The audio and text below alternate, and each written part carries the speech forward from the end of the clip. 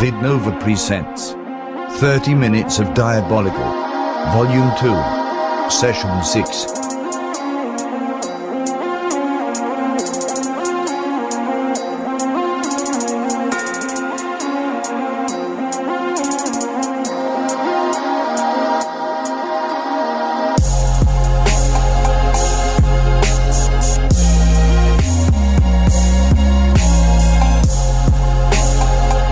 Well, if you're doing it right, we're up in the headphones right now, blowing your mind with some beats out of Minneapolis. Why wouldn't you be doing it right? Please.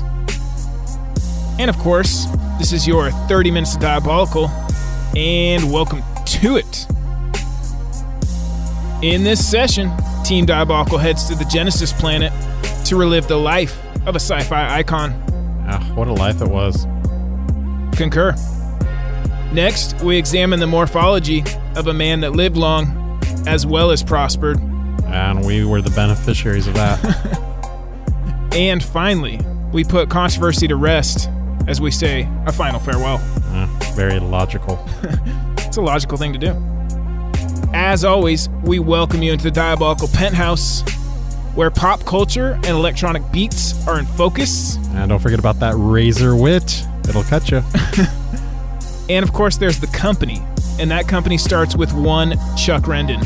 Chuck, how art thou? You know, man, I am doing pretty darn good. And I have to say, I am looking forward to this conversation. As am I.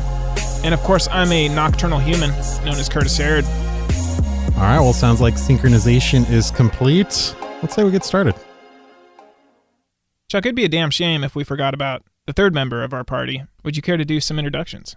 Yes, we would be remiss if we forgot the knowledgeable one himself. King Night Owl joins us once again, and anytime you hear him speak up, you can rest assured some serious knowledge was dropped for you on this session's show notes, so stay tuned for that. The regal one. And of course, before we break into this sci-fi-centric conversation, Chuck, what do you got in that frosty mug over there? Well, you know, since this session is all about paying homage to a sci-fi legend, let's be honest. Yep. I felt the only appropriate way to send this gentleman off would be with an Old Guardian from Stone Brewery. Nicely done. It's one of their oldest running lines of beer. The cool thing, though, is it's part of what they call their Odd Beers for Odd Years release campaign. So what they do is they release the original recipe along with an altered recipe for that odd year. So I just happened to get the 2015 version, which is extra hoppy. So it makes it a little more bitter, which is right up my alley. You do love bitterness. I do. I don't know what that says about me, but I'm digging it, man. And it's a great glass of beer to send off Mr. Nimoy. What about you? What beverage did you bring to the table this evening? Well, I'm putting my palate through the battery tonight. Today I was drinking Lipton Lemon Iced Tea. It's a classic. There you go, yeah. And I wandered into a local liquor store right before we started recording and found another tea, but this is Snap Tea from Snapple. That makes sense.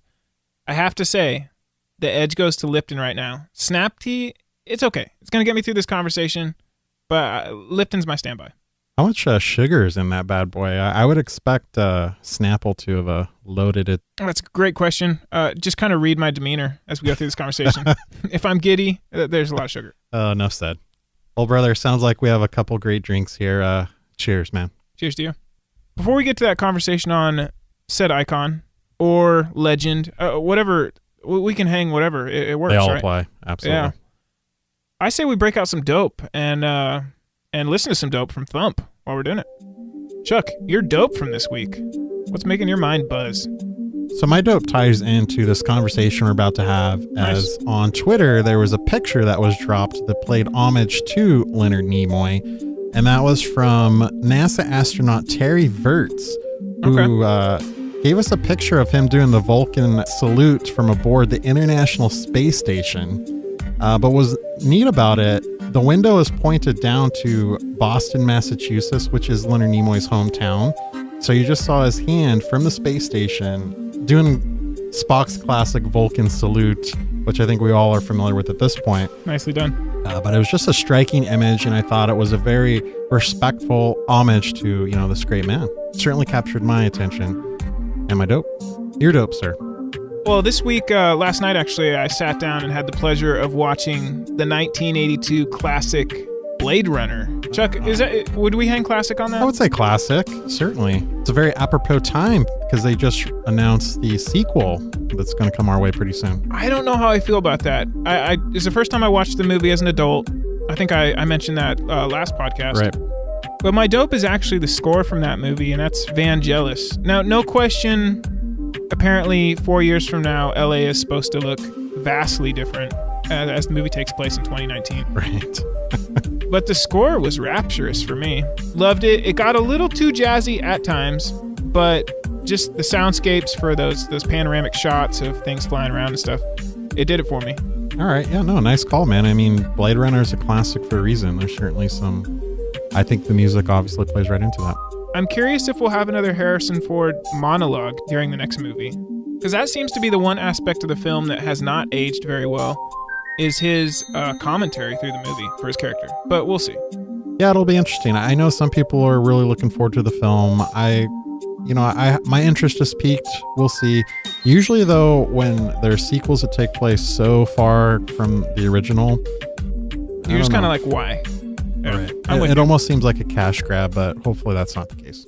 My dope from 1982. Totally dope. But we've got Spock on our minds. We've got a Vulcan on our mind tonight. Yeah, man. Such a classic character. Such a classy dude, as we'll get into. Well, he's kind of hijacked any kind of conversation or direction that we wanted to have this week, and for good cause. We're going to pay homage. Oh yeah, rightfully so. I mean, I usually don't get too broken up over celebrity deaths and things like that. You know, it's sad, of course, but it's not someone I personally came in contact with. You know, Leonard Nimoy was the one that really it affected me, mainly because, you know, here was somebody that in some way, shape, or form a part of my life since, you know, I was a kid. Well, we've talked about Walt Disney and other legends from different eras, etc. Right. Nimoy was during the 60s and 70s, and that's when Hollywood was really respectable. No, absolutely. You know, and it was actors and actresses, they stood for something and they had a backbone. They had principles and, you know.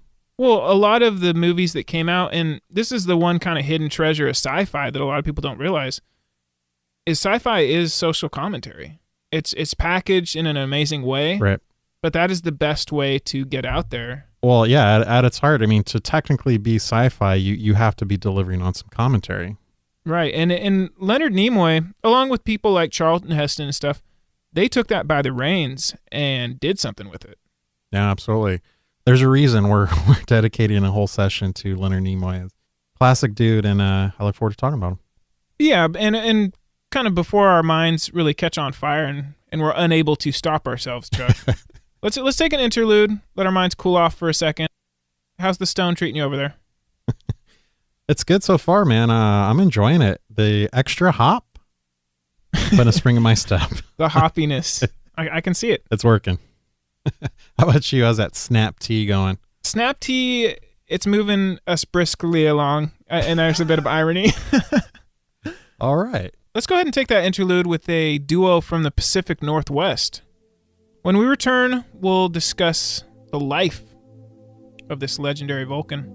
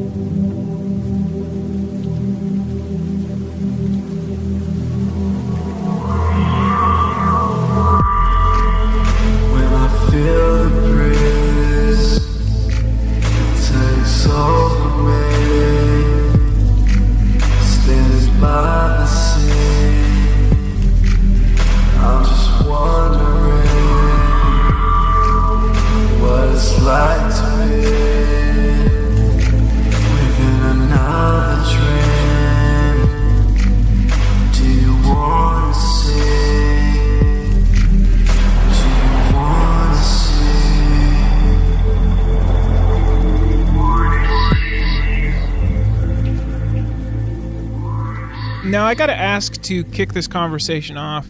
Did you watch Star Trek when you were a kid? Or did you were you late to the party like I? I came into it as a kid. I certainly watched the films.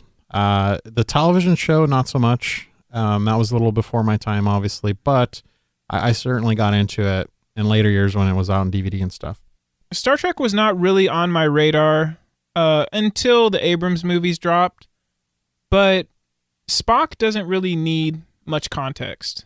He's a certain kind of character. The older I got, it intrigued me because, since my early days, obviously Spock was a character I fell in love with. But as I got older, you examine the character, he's very one-dimensional in a sense because you always know he's going to be about the logic. He'll show a little bit of humanity here and there. But for some reason, I almost think it's because you knew what to expect from him that you just embraced him so much. Well, and that's one of the most satisfying payoffs in Star Trek is when Spock shows that sliver of humanity and you're like, exactly. Oh, that felt good. Right.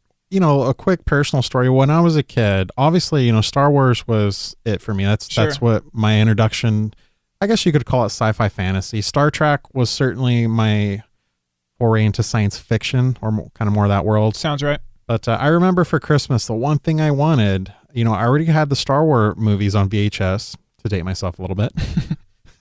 And they just came out with this box set of Star Trek 1 through 5. And that was all I wanted for Christmas. And I got it. And literally my dad and I had a marathon all Christmas Day watching all 5 movies. It's a good memory. It was a great memory. And I just, I loved those characters. And honestly, those first original films, I could appreciate them because they held the continuity together pretty well. Like events that happened in earlier films were referenced in later films. And, okay. As a kid, like I definitely could wrap my mind around that. And it was almost like you're watching one long film, which was cool. Makes sense. Before we get away from the essence of Spock, a character who's pure logic, very little emotion, right. Obviously. Is there any other fictional characters that kind of tap into that vibe for you? That's an intriguing question. I got to go with Yoda, I guess. He's definitely very Zen-like, particularly in the Empire Strikes Back. That's kind of the Yoda that I have always identified with. Well, aside from that little snake around his neck, he doesn't really have any attachment to anybody. No, he's certainly in control of his emotions, his feelings. I guess when you have that kind of power, though, you almost have to. Things would not go well. I see that. How about you, though? I guess Sherlock comes to mind, even though he does have his vices, depending on the iteration. Right. But he's always like cold logic, and he's going to get to you just because you're going to slip up sooner or later.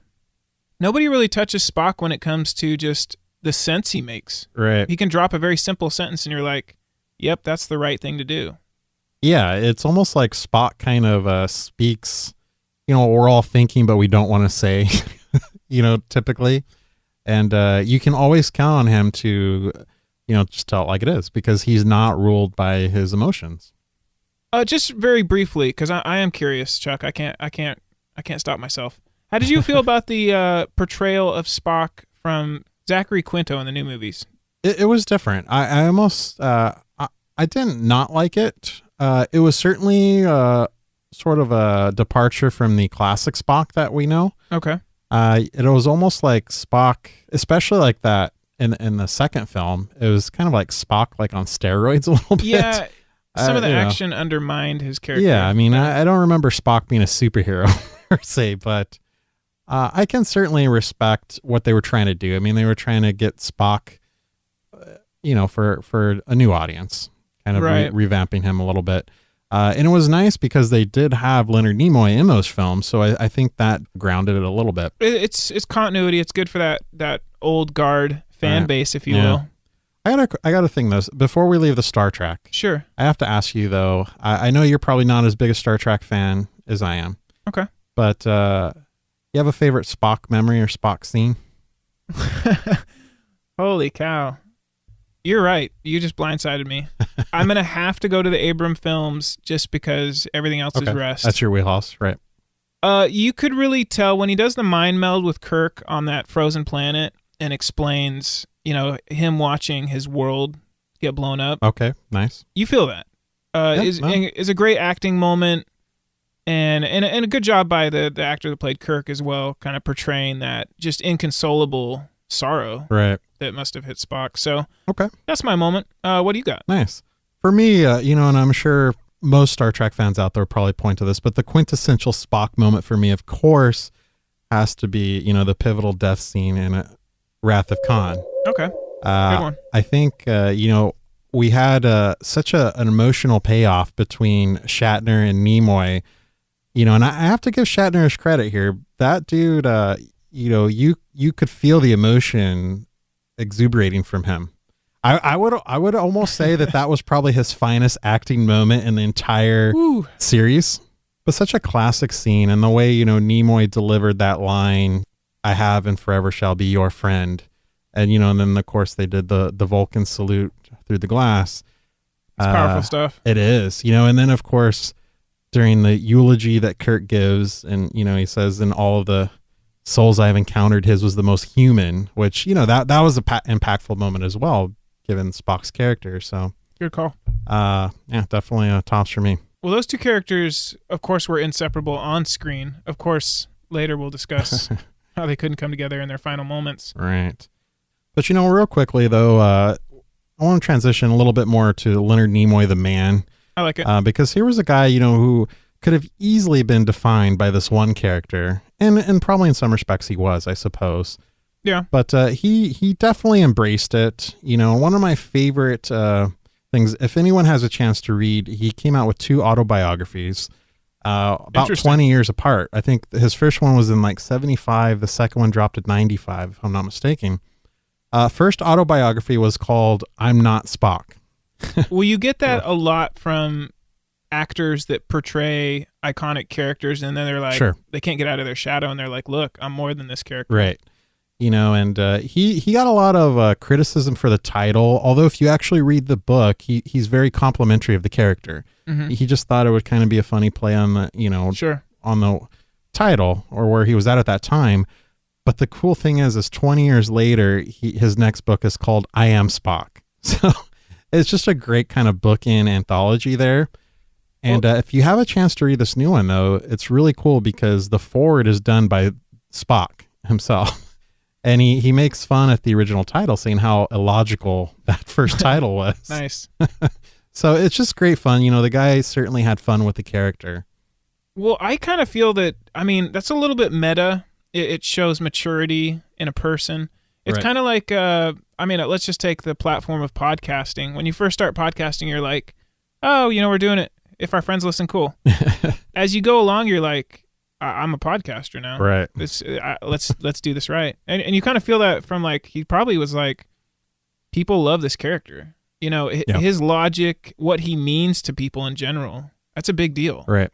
So why not embrace it? And it's funny too, because he's often been cited to say that, he really got in a different headspace when he was playing the Spock character. And it was almost like Spock sort of wore off on him. So he started looking at things, as Spock would look at them. And as a result, he became a much more logical, rational type of person. Well, that almost seems to be like the highest, I don't want to say the highest evolution of a person, because passion is the essence of humanity. Sure. But also, there's not enough people that have level heads in this world. And characters like him and humans like him, they just don't make them anymore or often. And even outside of film, he directed, obviously, a couple Star Trek movies. And we'll get into that a little bit when we talk about Shatner. But, outside of that, he was a well-respected poet. He wrote a bunch of poems, and they were actually pretty decent. I encourage anyone to look them up online. And then more so, though, he was a really good photographer. And he got a lot of buzz in 2007 when he came out with his photography book. It was called The Full Bodied Project. Oh, man. Which, it was his anthology of pictures he'd taken over his lifetime of, full-figured women and sort of seductive poses. But his rationale behind it was he really wanted to dispel this notion. He felt a lot of women, had this negative self-image because, they weren't a size 2 or, it wasn't what the media portrayed, a woman should look like. So he really set out to counter that with his photography, and, it was critically acclaimed, very well received. And, he, in many circles was considered a great photographer because of it. Well, whether you're familiar with Leonard Nimoy just because maybe a Simpsons cameo or something like that, this was a guy that you got the impression that he just got it. Yeah, he did. He understood. Gosh, you just got that Simpsons episode in my head, because what a classic that was for you, episode actually. that was. Nice. I love it too, because would that end with like him saying like, my work here is done, and he like beams up? Was that the monorail episode? It was. That was the other one, yeah. Man. And and you just juxtapose that scene with his life, and he beamed up, man. Well, it's kind of crazy when somebody, maybe their last statement. I know when we discussed Walt Disney, his last words were somewhat confusing to people. Right.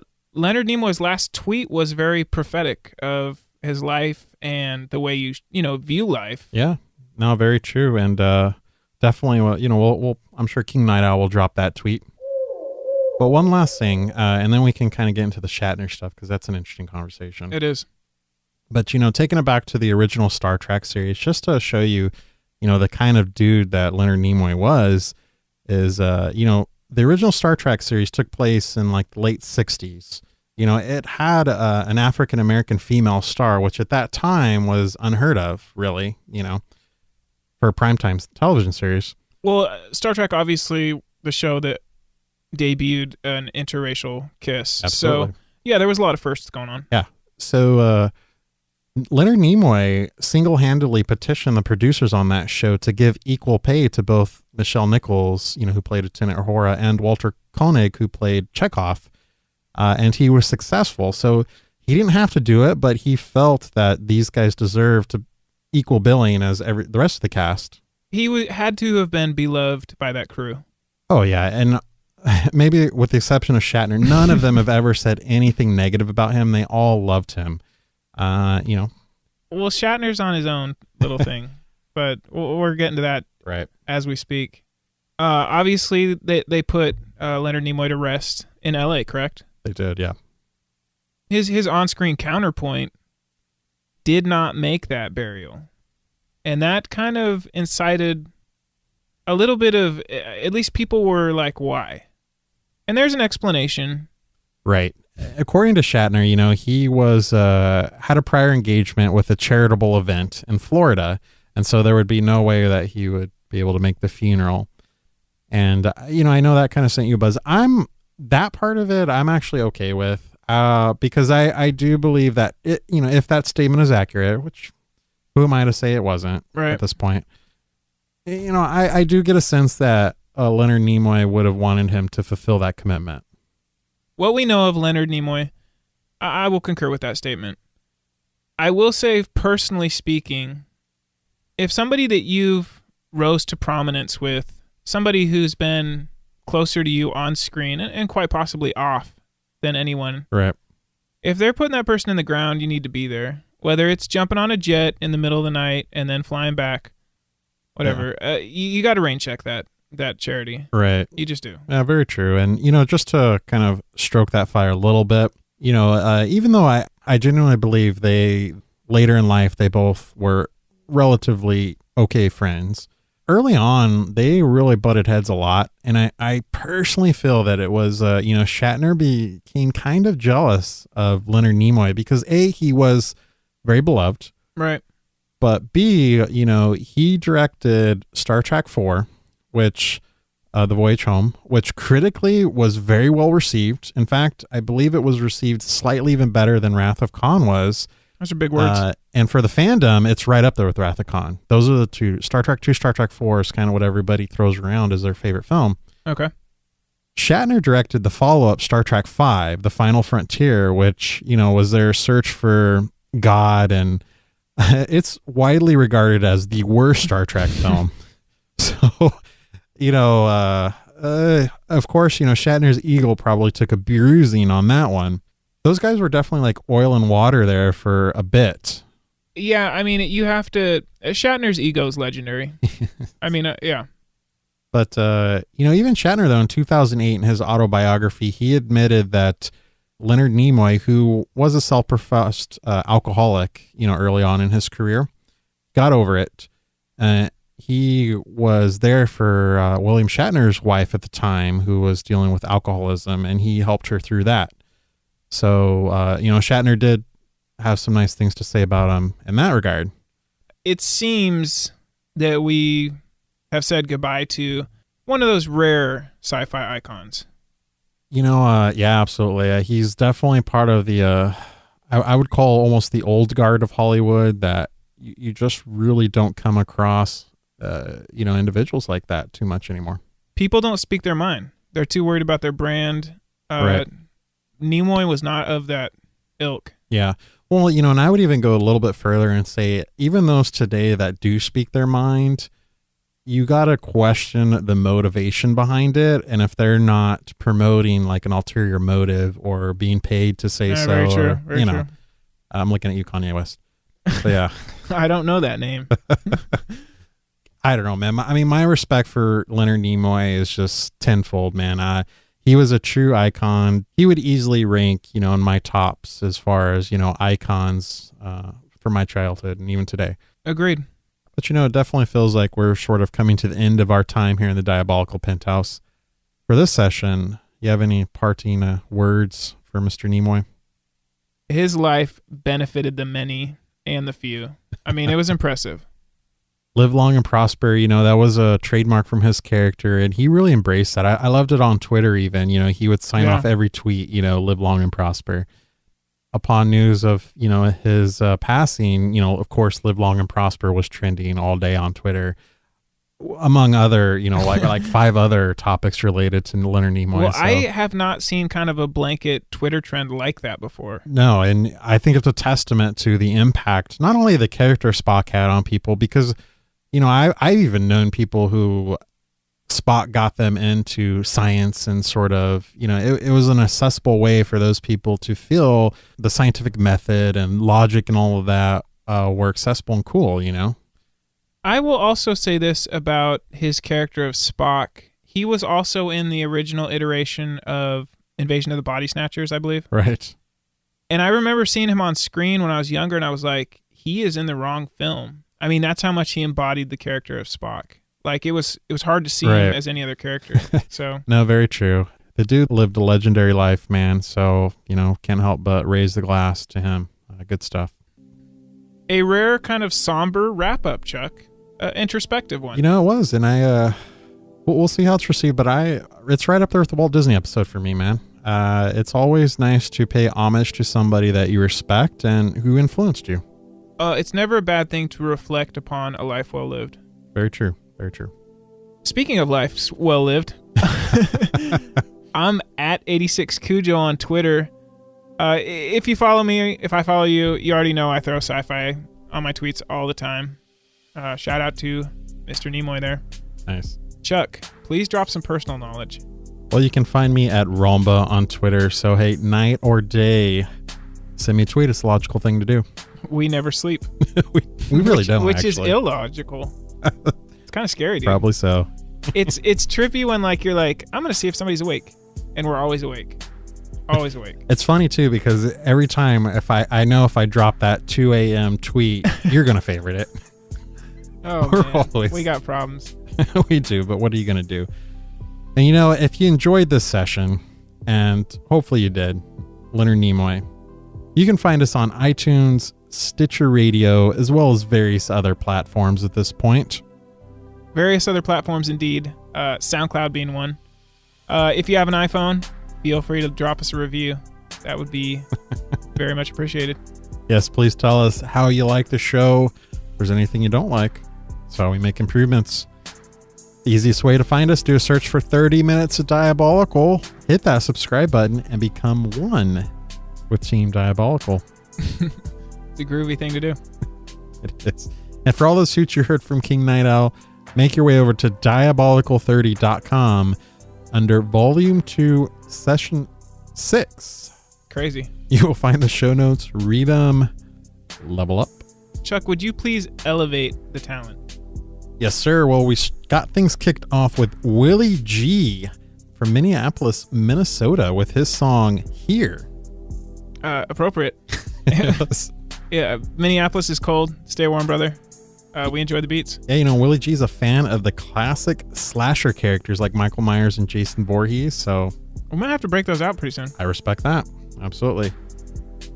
Next, we got our interlude on with the team of Ghost Teeth and Nova. Both of these guys delivered the song Close Your Eyes.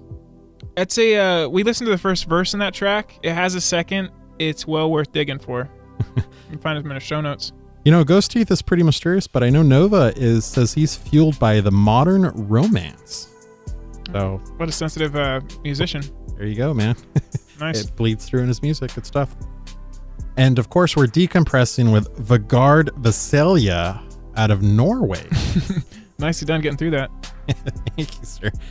But Vegard is a fan of Steve Jobs and his visionary wisdom. It's a smart man. So I can definitely get behind that. So good stuff and great music, Vegard.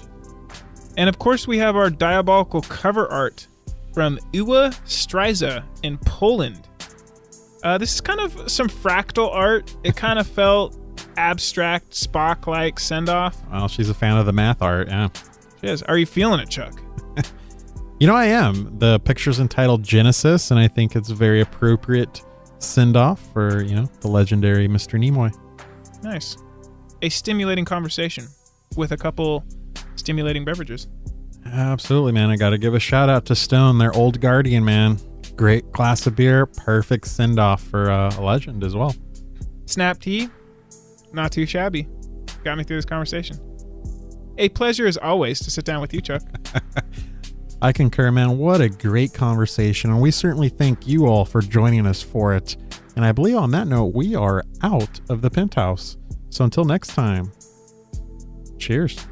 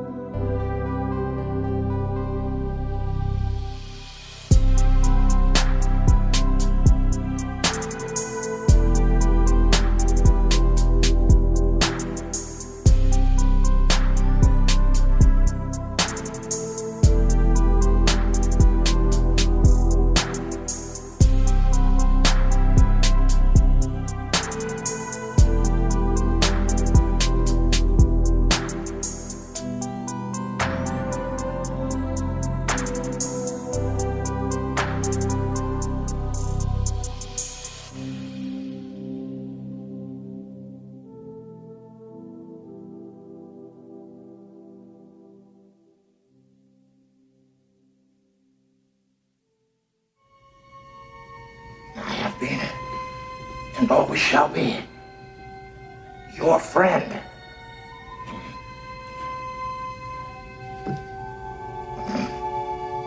Live long and prosper.